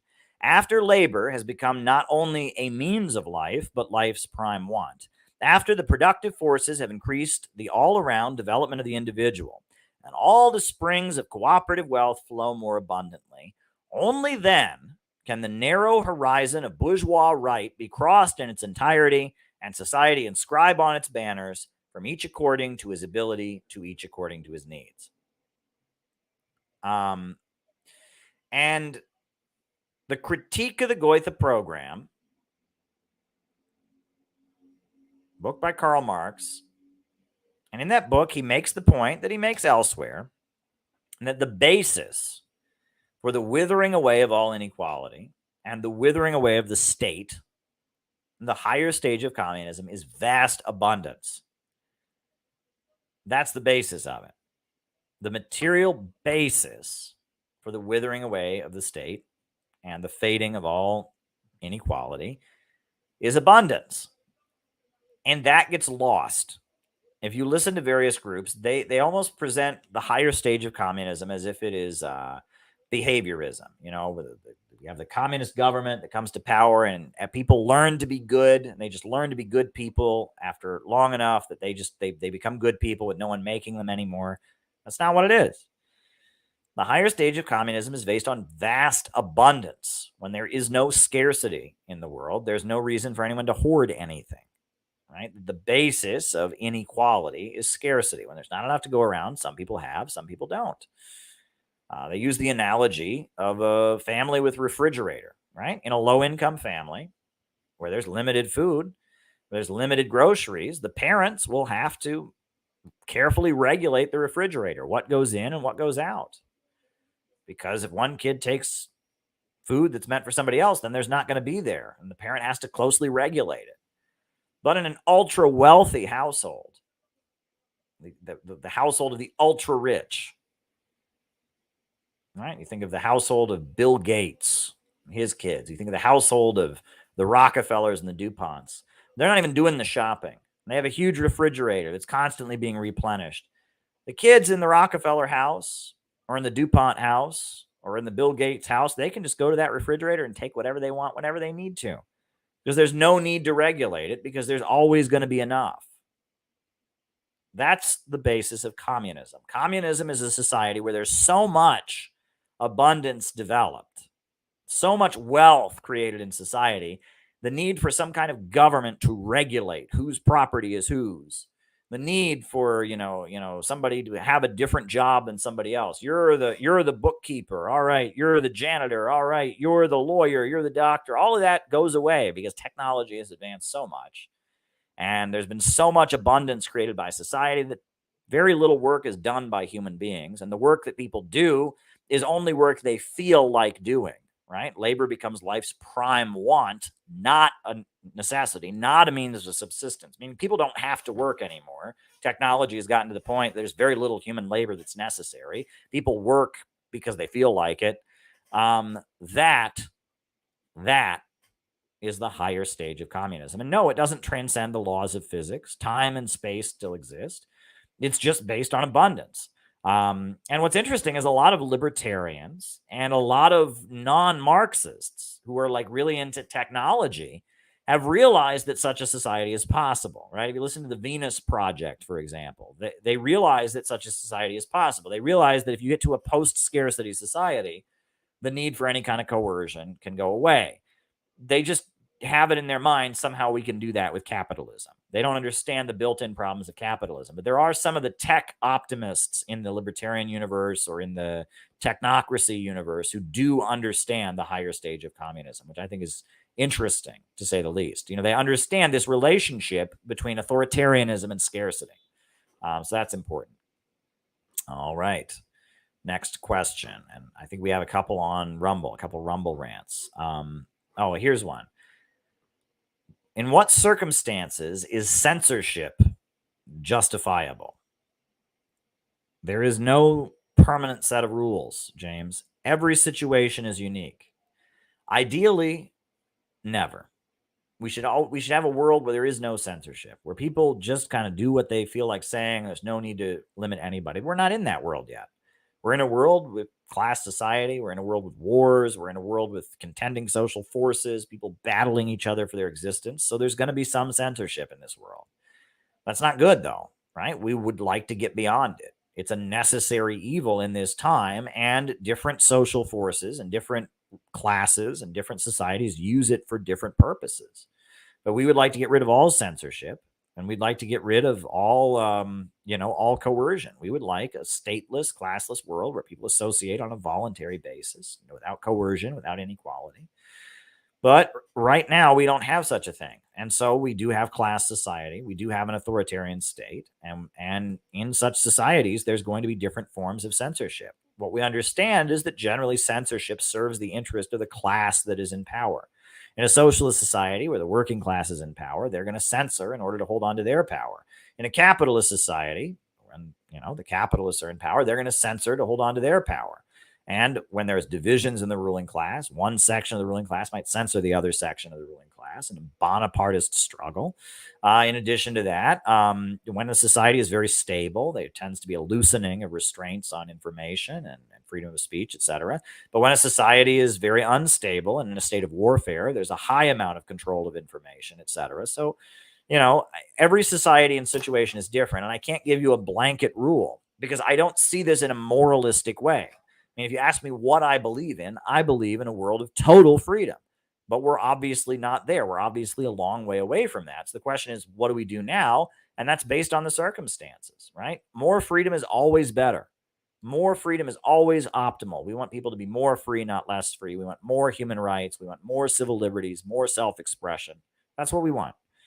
But we don't fall into the trick of thinking it's simply a moralistic question. Good societies have freedom, bad societies don't. No, I mean, there's, there are some circumstances where every society is going to have authoritarianism. And who does the authoritarianism serve is the bigger question. So I hope that answers your question. And if anyone, and there's a couple Rumble rants that I'm going to answer, they're on the list as well. I guess the next one is a CPI or is a super chat. And this one came in, and this one, this one is, I wish CPI would lower their membership fee to $50 annually. I know it's $10 a month, but there are months I don't have that. $120 is too high. Sorry. Well, Lisa, you're welcome to subscribe to our email list anytime. We're not going to exclude you from our activities. You can come to CPI events anytime. But $10 a month, which is pretty standard. That's a pretty low dues for a socialist group, right? Some people have suggested we have like a sliding scale, but we've done $10 for everybody because we just want it to be a low amount that everyone can cover, and that money is then used to hold CPI events. And actually, at this point, it costs way more than that $10 a month. I mean, we have 106 members at this point. I mean, I'm not in charge of the bank accounts. That's done by the other members of the board of directors. I don't handle the money. But we're getting, $106 a month. So that's what, $1,060 a month. That the last event we did cost way more than that. I mean, we have donations we raise money. I put up a lot of my personal funds, and so do other members of our organization. There's other members of our organization who put up a lot of their personal funds to make things happen. Lisa, and you're welcome to participate. You're welcome to participate in CPI activities. But to be a member of CPI, you do have to pay the $10 a month. But you don't get it charged all at once. You just get it charged, once a month. And if you lapse, it's okay. People lapse, it happens, and then they rejoin when they have the money. I mean, it's we're not in this to make money. We're not in this to shake people down, but $10 a month is a fee that most people can afford. And it's what we've decided on at the moment. That's what we're doing. That's what we're doing at the moment. So there you go. All right. Now the next super chat was actually a Rumble rant. The next Rumble rant: thoughts on the ICC interfering with Putin attending the coming African summit. Bullshit. It is utter bullshit. And that the International Criminal Court is completely illegal under international law. The United Nations Charter would never have been ratified, would never have been ratified if there'd been anything in it stipulating the creation of an international criminal court. It wouldn't have been allowed, right? It would not have been ratified. Every single person convicted by the International Criminal Court has been African. Every single one. Keep that in mind. Every single person the ICC has convicted. Now, that doesn't include the International Criminal Tribunal on Yugoslavia, which predates the International Court. But since the ICC has come into existence, every single one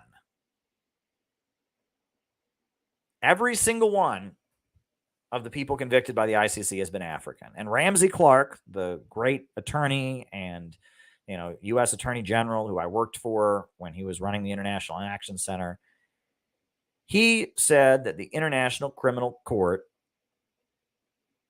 is malarkey. It's not a legitimate institution. And I would agree with him. And one of the main supporters of the International Criminal Court, one of the people who's responsible for creating it, is none other than George Soros. George Soros was largely responsible for creating the International Criminal Court. He financed it. He lobbied for it. And it's particularly hypocritical for the United States to invoke the ICC against Putin when the United States doesn't recognize it. The United States has not only not recognized it, the United States has said that they have the right to invade and bomb the International Criminal Court in defense of American soldiers. The USA has not even signed on to it. So for the USA to weaponize it against Russia and make it difficult for Russia, for the Russian leadership to go to South Africa, that's unbelievable. The International Criminal Court doesn't have a shred of legitimacy, right? Now that they arrested Milosevic and they never ended up trying him. He died before trial, which many people look at that and say that's suspicious. But they admit now that Milosevic had not committed genocide, right? They were going to try Milosevic. And were there war crimes committed by the Serbian military? Sure. But there were also war crimes committed by the U.S.-backed, Kosovo Liberation Army. But the claim that was used to topple the Serbian government and arrest Slobodan Milosevic was that there was genocide, and there was not genocide in Yugoslavia. The ICC, the UN now all admit there was not genocide. There were war crimes on both sides, which is not good, but there was not genocide. But he never stood trial. He died before waiting trial. Ramsey Clark, who I worked with, he was Milosevic's attorney. And, he was furious about the whole thing, right? And, it's very, very infuriating. Very, very infuriating, And this is the scary thing, Milosevic isn't the first person to have died waiting trial, right? The president of Egypt, who was elected, right? The one from the Muslim Brotherhood, Morsi, right? He collapsed in court, had a heart attack and died, right? And that this is the ugly truth about prisons. When you have that much control over somebody, you control what they eat, you watch them 24 hours a day, you control where they go. The amount of control you have over a prisoner, especially a high-level prisoner, not one that's like mixed in with the general population, but like a high-level prisoner. When you have that level of control over somebody, it's very easy to kill them. It's very easy to induce circumstances in their life in which they die. It is, right? And that, you don't have to directly shoot them in the head. That's what they did to George Jackson. They just executed him, and they said, he was trying to escape. It was an escape attempt, and we killed him. Well, they killed George Jackson was a prisoner, Black Panther supporter. They murdered him. The guards just murdered him and said, he was trying to run away, so we shot him, right? And they just executed him. But, if you control what somebody eats, where they sleep, and they're not young, and maybe you detect they have a heart condition, you're monitoring them all the time.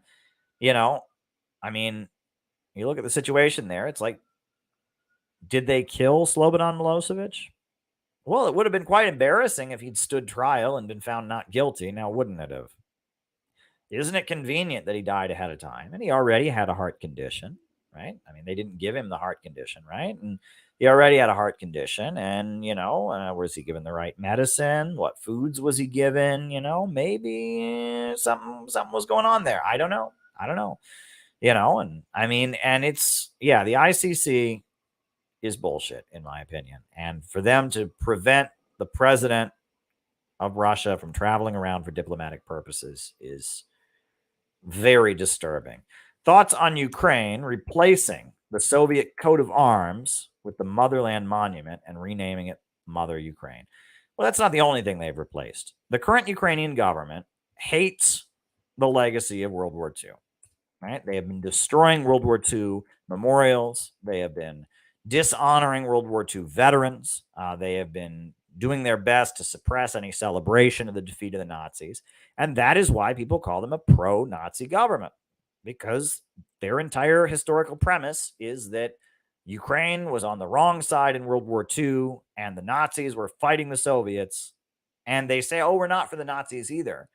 But if you're tearing down World War II memorials and then you're having torchlit marches to honor a guy who was a Nazi collaborator, I think we can see what you're saying. And there have been so many instances of Ukrainian leaders being interviewed and they have a Nazi symbol on their jacket. And that's the sad thing. This is like right in front of your face. You don't have to do Da Vinci Code. There's no secret number and secret code. You know, there's a Ukrainian guy who was injured and he's being interviewed. He's shirtless. He has a swastika tattoo on him. I retweeted it today, right? And it's like right there. He's got a fucking swastika tattoo on him. Not a number that if you add it up and divide it by 3, it spells. No, it's actually a swastika, right? They're not, they're tearing down a World War II memorial. They're not tearing down an abandoned house that's actually 3 blocks away from a World War II memorial. So that means no, they're actually tearing down World War II memorials. These bread tube people, these liberals, they stretch a million, ways to make RFK a Nazi.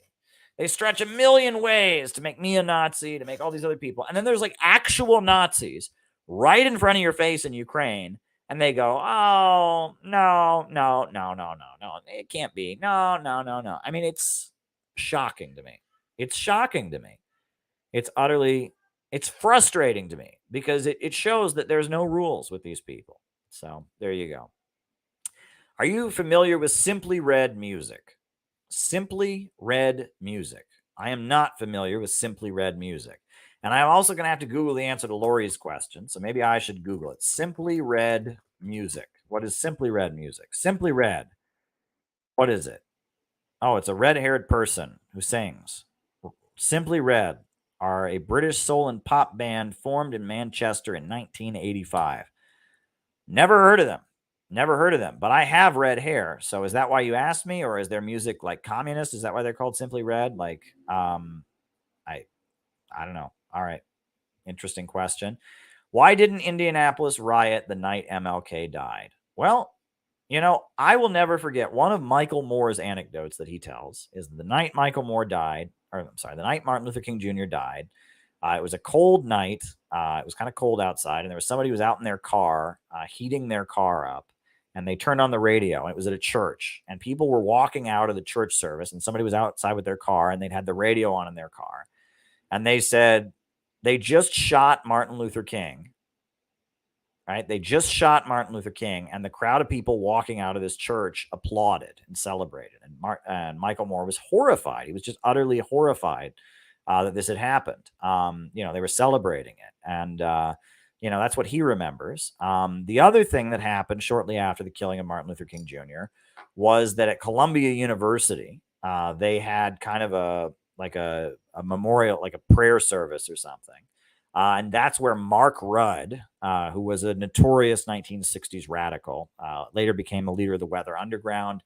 Mark Rudd, disrupted the service, and that was kind of the beginning of the uprising at Columbia University that later came. Columbia University was shut down by a student uprising in the aftermath of the killing of Martin Luther King Jr. But RFK, MLK, Indianapolis. All right. The speech. Robert F. Kennedy gave a speech on the assassination of Martin Luther King Jr. After he was killed. All right. Right. Yeah. So RFK gave a speech that night, I guess. I'm looking at it. I'm not familiar with the incident. The speech was at Ball State. 9,000 students and faculty members. One African-American student raised a question to Kennedy that seemed almost a premonition of the speech later to come.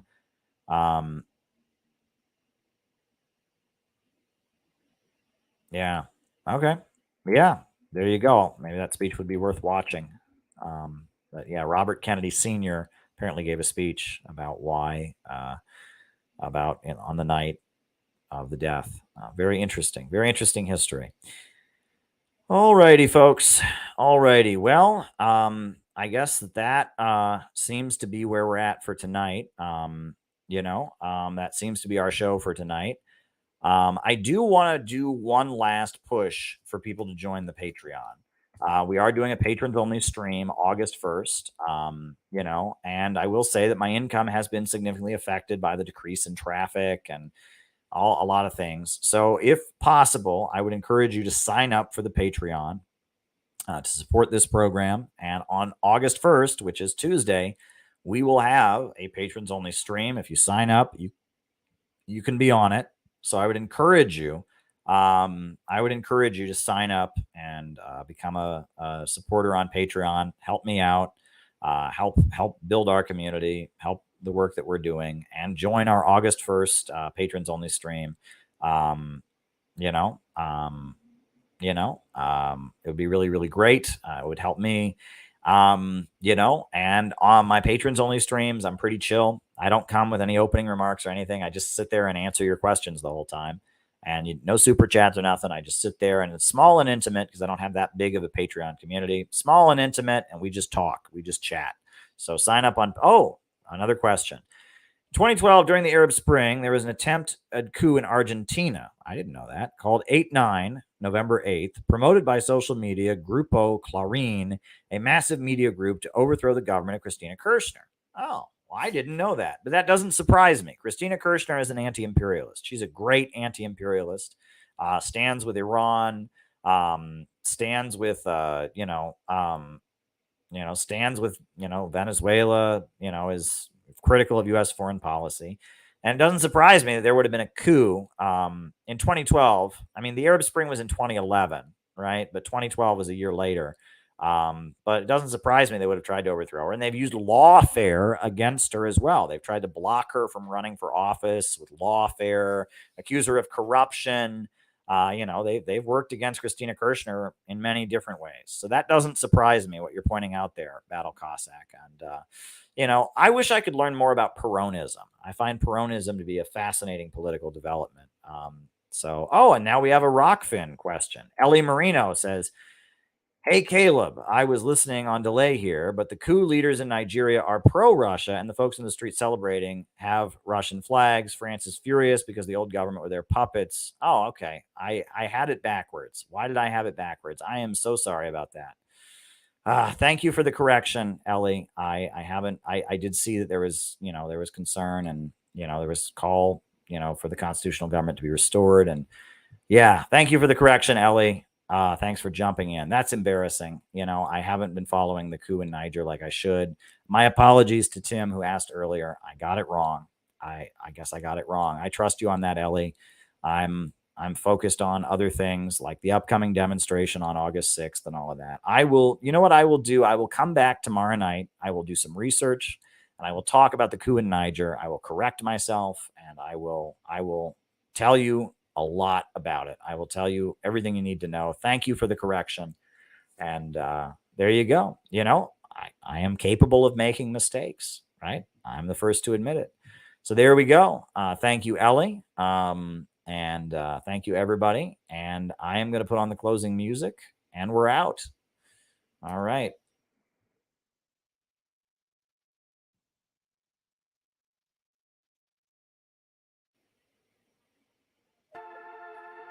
In the struggle against U.S. imperialism is now emerging throughout the world. Ever since World War II, U.S. imperialism and its followers have been continuously launching wars of aggression. But the people of various countries have been continuously waging revolutionary wars to defeat their aggression. And while the danger of a new world war still exists, and the people of all countries must get prepared, revolution is the main trend in the world today.